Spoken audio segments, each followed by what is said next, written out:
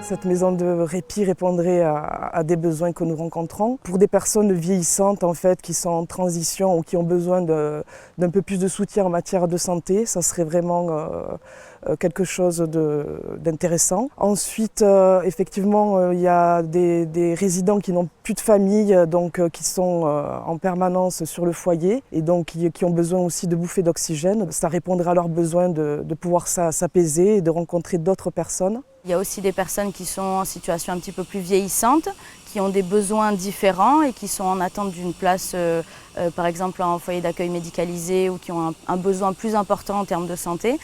Donc là, nous, on rencontre des difficultés au niveau de l'attente pour les nouvelles orientations. Donc ça peut être aussi un bon sas de décompression pour ces personnes avec un accompagnement adapté.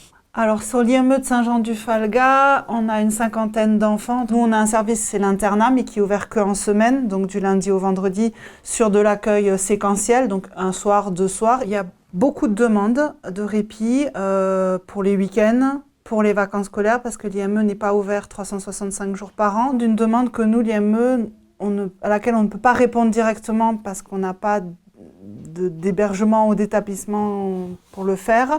On essaye de trouver des solutions au niveau départemental ou un peu plus haut en allant vers la Haute-Garonne, mais c'est compliqué, il n'y a pas beaucoup de place et il n'y a pas beaucoup de choses qui existent. Pour les familles qui sont en attente de placement, certains résidents ont quitté l'IME, n'ont pas encore de place dans les structures d'adultes. Et à ce moment-là, je pense qu'il y a des familles qui ont besoin, qui sont dans le besoin au niveau des accompagnements et qui demandent à être aidées. Il manque des places dans les familles d'accueil sur du Perrin. Donc pour du relais, c'est compliqué aussi d'avoir la capacité d'accueil et le temps disponible pour accueillir ces enfants. Pour les jeunes, c'est essentiel parce que ça leur permet d'aller voir ce qui se passe ailleurs. Parce que quand on est dans une famille classique, on peut aller chez ses grands-parents, dans la famille, chez des amis. Et donc pour ces enfants, ça leur permet de pouvoir s'ouvrir aux autres et de voir que d'autres personnes peuvent aussi prendre soin d'eux tout en garantissant leur sécurité. Bon, au début, les premières, la deuxième année, évidemment, l'impact de le handicap n'était pas aussi important. Donc on assumait. Mais après, il y avait des comportements qui affaiblissent la personne et on se voit c'est la destruction, quoi, puis c'est irrémédiable. Et on a besoin de souffler. L'accueil de jour, quand même, ça soulage, oui, la journée, on est libre. Donc même un accueil de jour d'une journée, c'est le minimum.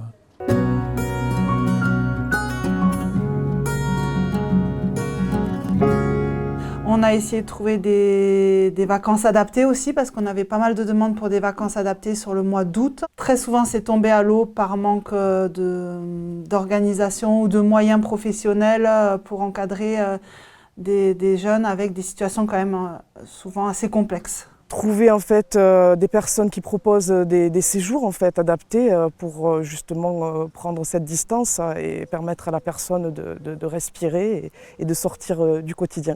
Actuellement, on travaille avec une association qui se trouve dans l'Aveyron, donc effectivement c'est vraiment loin. Et donc ça ne peut pas se faire sur un week-end par exemple, alors que je suppose cette maison de répit pourrait répondre sur des week-ends à ce genre de demande.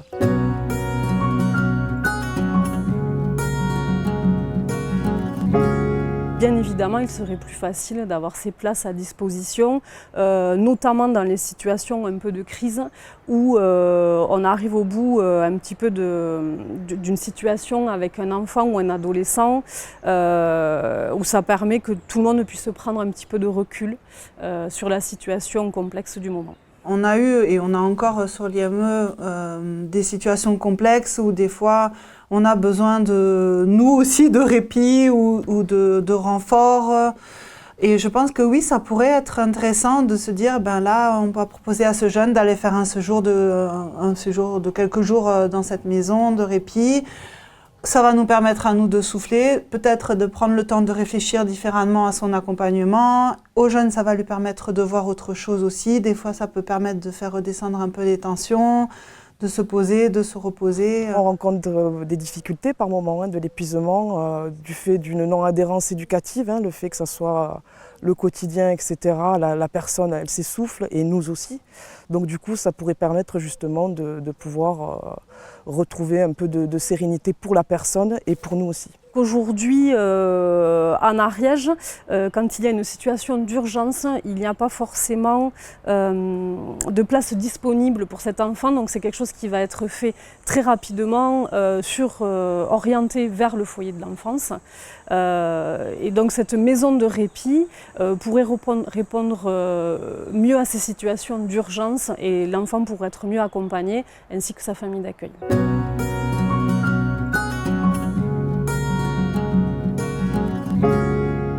L'intergénération nous sort de notre misanthropie. Nous sommes en contact avec toutes les générations, comme son nom l'indique. Ça donne beaucoup, une énergie que quelquefois nous n'avons plus. Je vous assure que c'est un lien qui vaut le coup de créer entre les enfants et les personnes âgées. Parce qu'on se rend compte qu'ils comprennent le handicap, ils ne le méprisent pas, ils ne vous dédaignent pas. Et leur énergie, leur vitalité, c'est très important. Parce que j'ai vécu en appartement seul et j'avais le cafard. On n'aurait pas ces moments de partage. L'accompagnement serait différent. Il y aurait beaucoup moins de contacts parce que les jeunes peuvent rester ici et voir quelqu'un le midi. Et c'est très intéressant de parler avec eux, on découvre des choses et nous aussi, on peut aussi leur faire découvrir d'autres choses en retour. Et donc c'est chouette. Damien est là depuis longtemps et il est très, très expérimenté. Et il a beaucoup changé depuis le moment où il est arrivé maintenant. On l'a vu se transformer. Comme quoi, pour lui aussi, ça doit être une riche expérience. Des jeunes, par exemple, il y a des petits qui peuvent être tristes et qui peuvent aller voir les personnes âgées, ils peuvent être là comme leurs grands-parents, même si ce n'est pas leurs grands-parents.